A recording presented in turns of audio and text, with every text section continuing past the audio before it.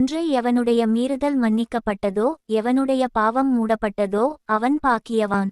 2 எவனுடைய அக்கிரமத்தை கர்த்தர் எண்ணாதிருக்கிறாரோ எவனுடைய ஆவியில் கபடமில்லாதிருக்கிறதோ அவன் பாக்கியவான்.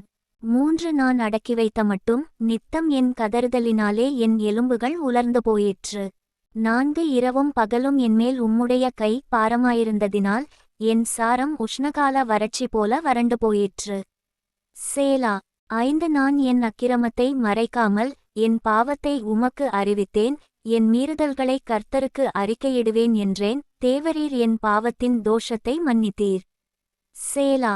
6 இதற்காகச் சகாயங்கிடைக்குங் காலத்தில் பக்தியுள்ளவனெவனும் உம்மை நோக்கி விண்ணப்பஞ்செய்வான், அப்பொழுது மிகுந்த ஜலப்பிரவாகம் வந்தாலும் அது அவனை அணுகாது.